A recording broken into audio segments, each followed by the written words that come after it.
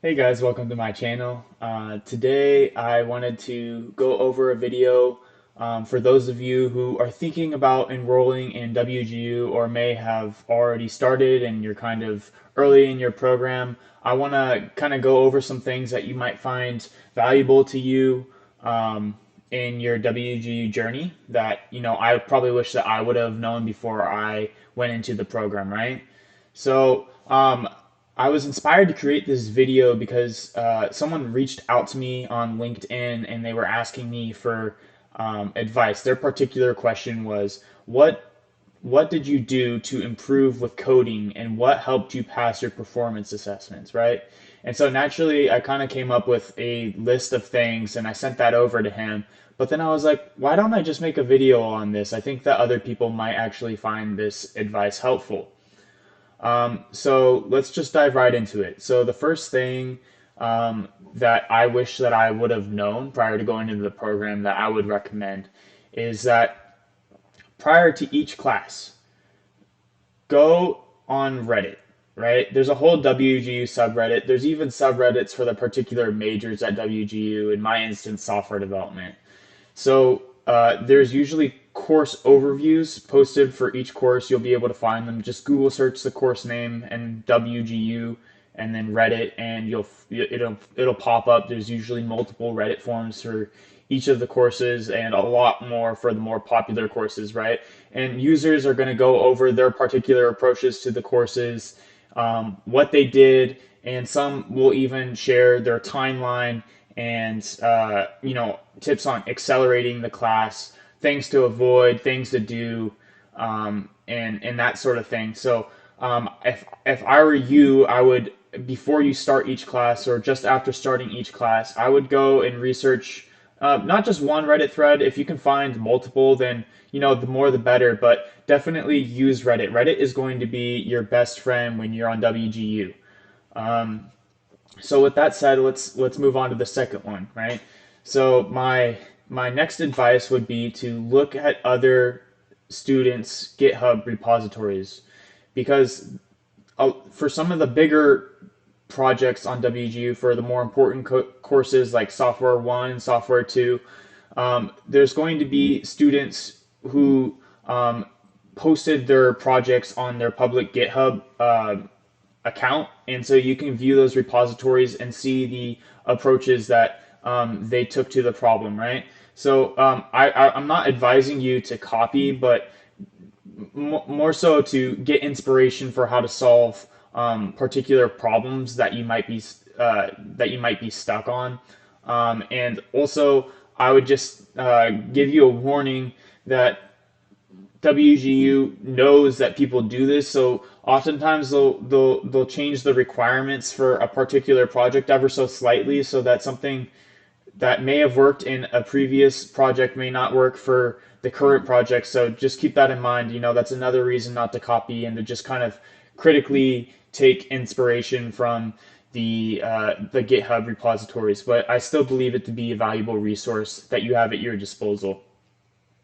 All right, and then moving on to my next point, I would say also a recently new tool that you can use in helping you with your projects at WGU is ChatGPT, right? So this is kind of like a gray area with WGU. You're not supposed to use ChatGPT to write your code for you, and nor am I recommending that you use ChatGPT to write your code for you because I honestly don't even think it's that good of a code creation tool. Maybe for more front end stuff it can be fine, but I would say that you're doing this to learn, right? So you actually want to learn. You don't want to be some high tech parrot that's just mimicking out what ChatGPT told you. You want to actually be able to know what's going on underneath the hood, of the car, and be able to know your code base and know your project. And if you're using ChatGPT to create the project for you, then that's not going to help you out in the long run. But with that said, ChatGPT is an incredible tool for debugging code, right? Or maybe trying to get inspiration for how you can do something faster or more efficient, instead of using big something that takes 100 lines of code, you can ask ChatGPT if there's a way to make the code more efficient, and then maybe there's a solution that just takes 10 lines of code, right? Maybe that's an exaggeration, but ChatGPT can still be a useful tool, especially if you're just super frustrated and you can't figure out why your code is doing what it's doing, or you're stuck on a particular thing. Then definitely just feed that code in the ChatGPT and see if you can get any ideas. Stack Overflow is another good resource for this. I just think that ChatGPT is a more personalized, customized solution for this sort of problem, right? So the next thing that I would say that you can do is to reach out to your course instructors. So I would recommend that for your more challenging classes, right? So I would say Software 1, Software 2. I would also say mobile application development. In your capstone, I would reach out to the course instructors as soon as you get the course unlocked, right? You just book an appointment. You can usually book one for the next day or a couple of days, right? You can still start working on the course, but it's good to kind of talk with the course instructor to answer any questions that you might have, and kind of just to establish a line of communication. Even if you don't have many questions or you're more of an independent person, kind of like myself, I would still make the appointments just to kind of initiate a line of communication, so it wasn't weird if I just emailed them and asked them a question, or just scheduled a quick chat to just go over something that I had a question about. You know, Course instructors, they can't always help you with something.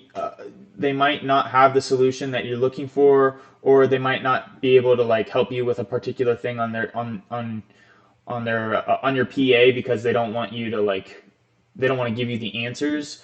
But I still think that they're a valuable resource, and I also think that if you have extended contact with a course instructor, then it's good to build a relationship with them, because further down the road, if you need a recommendation for a job to help you kind of stand out among other applicants, or better yet, you want a letter of recommendation for getting into a master's degree program, then a course instructor is going to be very helpful for that, because those of you who go to WGU, you don't have a traditional university experience, so you can't just reach out to a professor. It's not the same, right?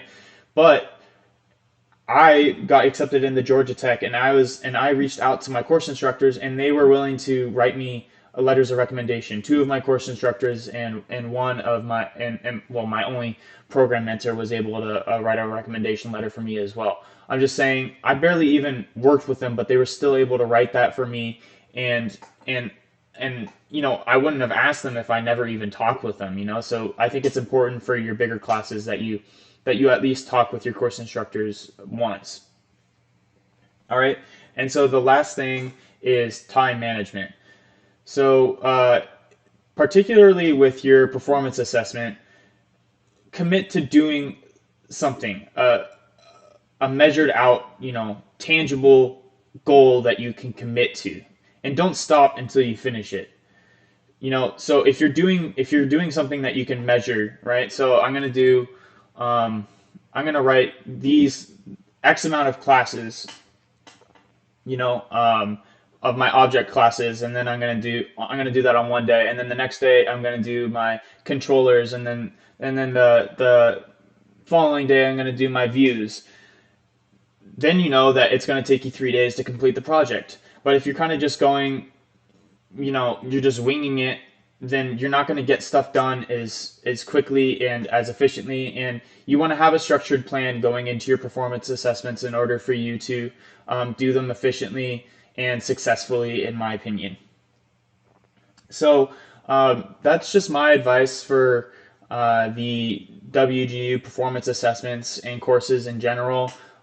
This would still apply if you're a computer science major or an IT major at WGU. It's kind of the same thing. As long as you're doing software projects, this advice still applies. And so I hope you find it useful. If there's something I'm missing, then please feel free to comment it and share some advice that you'd want other people to hear. Or if you have further questions for me, please go ahead and leave that in the comments. I'm more than happy, I'm more than happy. I'm more than happy to help out wherever I can. And don't forget to like this video and subscribe. You know, I'm still in my early days of my YouTube channel, and I'd love to hit 1,000 subscribers as soon as possible. So if you can help me get towards that goal, it'd be greatly appreciated. All right, guys. Well, have a good one, and see you in the next video.